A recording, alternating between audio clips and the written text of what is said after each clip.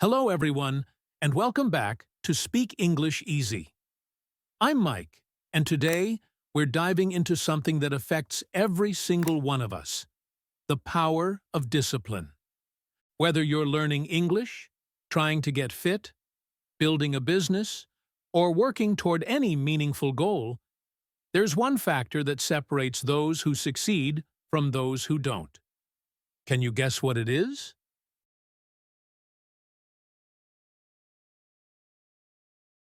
It's discipline. Not talent, not luck, not perfect circumstances, but discipline.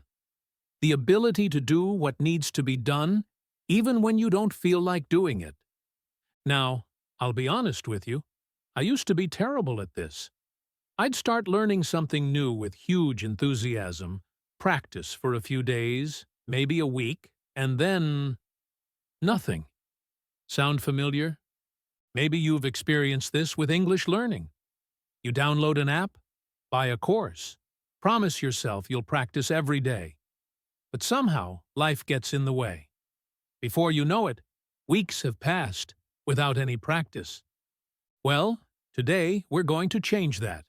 I'm going to share practical strategies that have transformed not just my English teaching journey, but the success stories of thousands of students. So, grab a notebook, because we're about to unlock the secrets of building unstoppable discipline.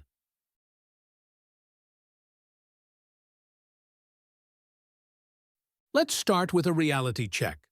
What exactly is discipline?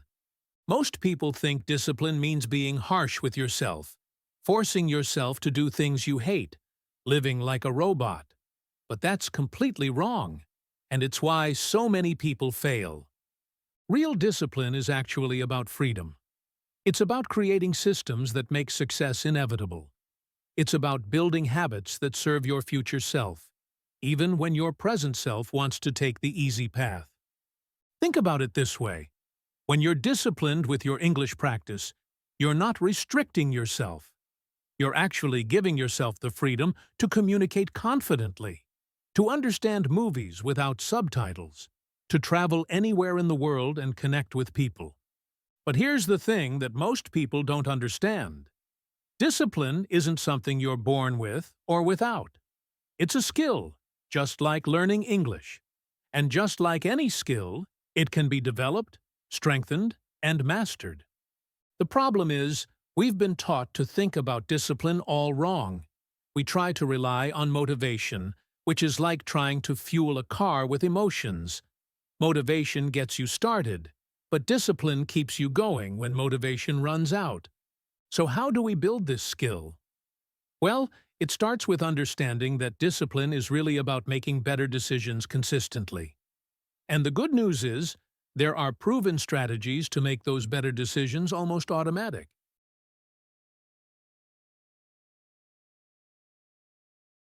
Here's strategy number 1, and it might surprise you.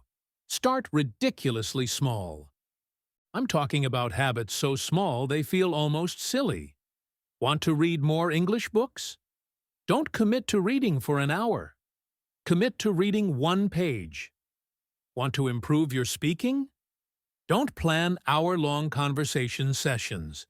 Start with speaking English for just 2 minutes a day.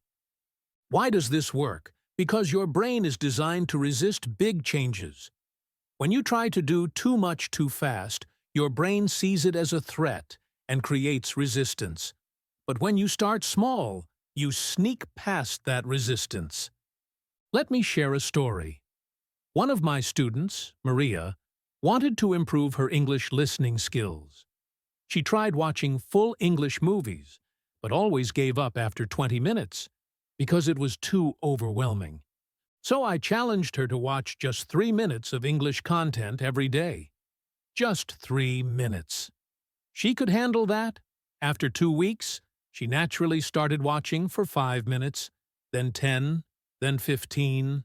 Within 3 months, she was watching entire English movies comfortably. The magic happens because small habits create momentum. Success breeds success.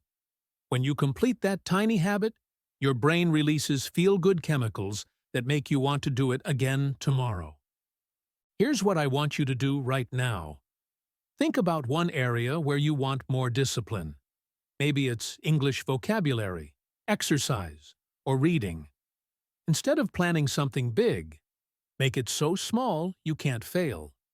If you want to learn vocabulary, don't try to memorize 50 words. Learn just one new word each day. If you want to exercise, don't plan hour-long workouts. Do just 5 push-ups. If you want to practice English speaking, record yourself speaking for just 30 seconds. Remember, you can always do more, but you must first establish the habit of showing up.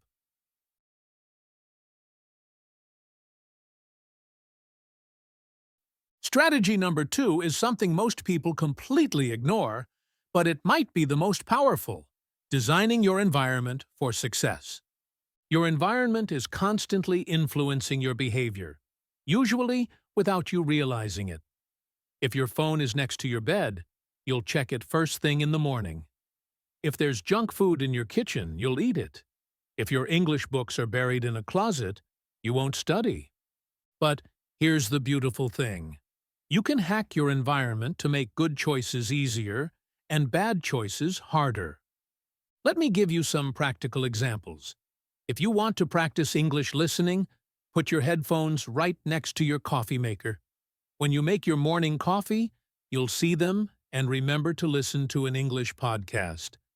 If you want to read more English books, place one on your pillow before you leave for work. When you get home, you'll see it immediately. If you want to practice writing, leave a notebook and pen on your kitchen table. On the flip side, make bad choices harder. If you get distracted by social media while studying, put your phone in another room. If Netflix tempts you away from English practice, log out of your account so you have to actively choose to log back in. I redesigned my own environment completely. My English teaching materials are the first thing I see when I enter my office. My workout clothes are laid out the night before. Healthy snacks are at eye level in my fridge, while less healthy options are hidden in the back. The result? I don't have to rely on willpower anymore. My environment pushes me toward good choices automatically. Your environment should make the right choice the easy choice. When discipline feels effortless, that's when you know you've got it right.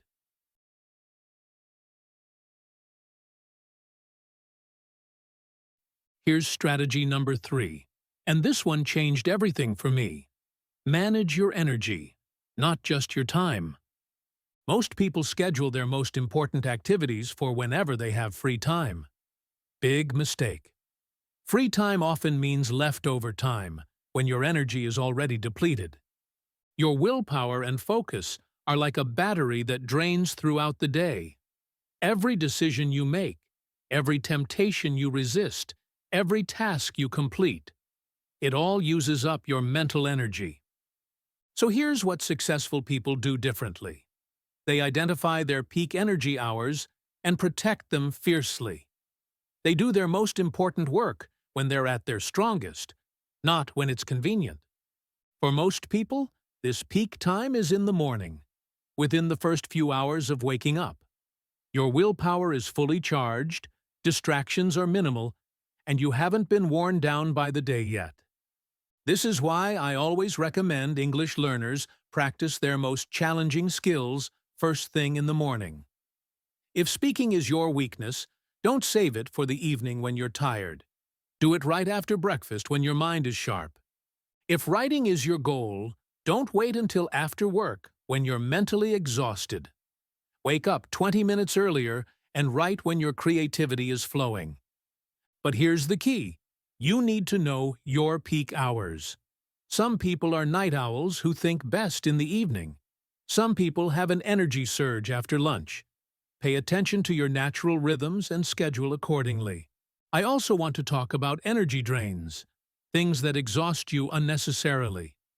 Checking social media first thing in the morning, making too many decisions, multitasking, staying up too late. These habits rob you of the energy you need for what really matters.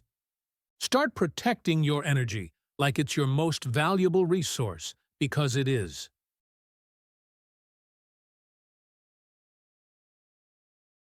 Strategy number 4 is something that can multiply your discipline overnight: the power of accountability. Here's a fascinating fact from psychology research. You're 65% more likely to complete a goal if you commit to someone else.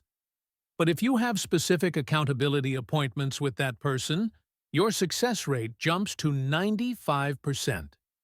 Why is this so powerful? Because humans are social creatures. We hate letting others down more than we hate letting ourselves down. It's not always logical, but it's how we're wired. But here's what most people get wrong about accountability. They think it has to be formal or complicated.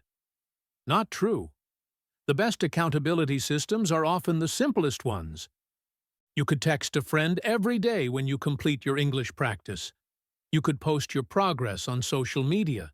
You could find a study partner who's also learning English. You could even just tell your family about your goals and ask them to check in with you. I have a student named Carlos who struggled with consistency until he started sending me a voice message in English every single day. Just 30 seconds, telling me what he learned that day. Knowing that I was expecting that message transformed his practice routine. Another student, Sarah, joined an online English learning community where members share their daily progress. The simple act of posting Day 47 complete kept her motivated even on difficult days. The key is to make your commitment public and specific. Don't just say, "I'm going to improve my English." Say, "I'm going to practice English speaking for 10 minutes every day and report my progress to specific person every Sunday." Public commitment creates healthy pressure. It transforms your goals from private wishes into public promises.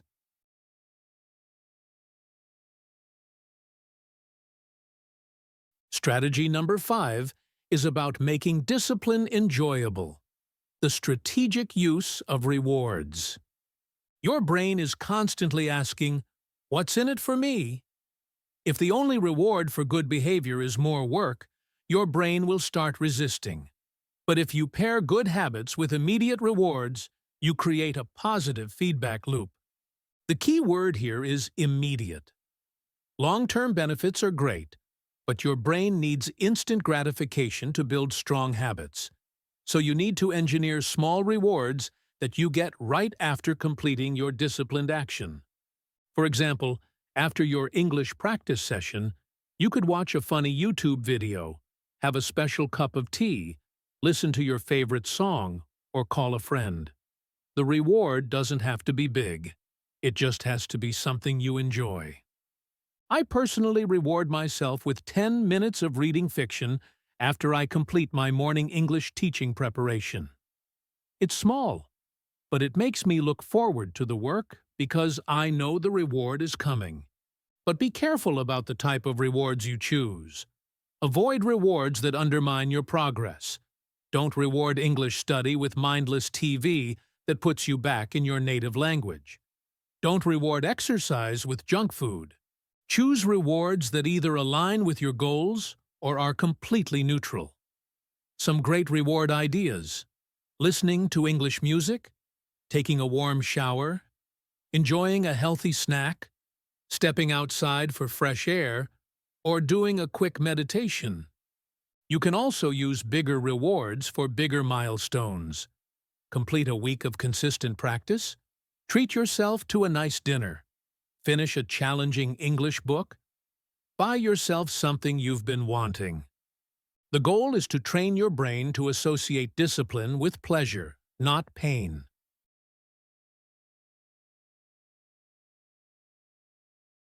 Here's strategy number 6, and it might be the most important: learning to bounce back from setbacks. Let me be clear about something. You will have bad days. You will miss practice sessions.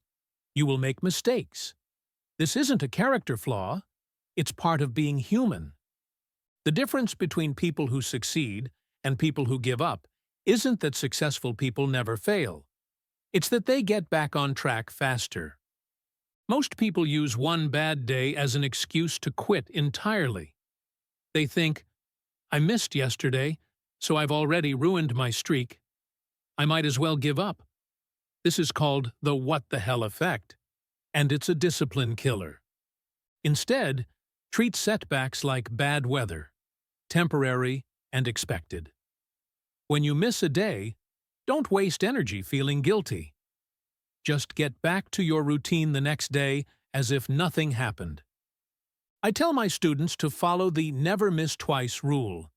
If you miss one day of English practice, make sure you don't miss the next day. One missed day is a minor setback. 2 missed days is the beginning of a broken habit. Also, expect setbacks and plan for them. What will you do when you're sick? When you're traveling? When work gets crazy? Having a plan makes it easier to maintain some form of your routine even when life gets messy. Remember, progress isn't about perfection. It's about consistency over time. A person who practices English 80% of the time for a year will achieve far more than someone who practices perfectly for a month and then quits.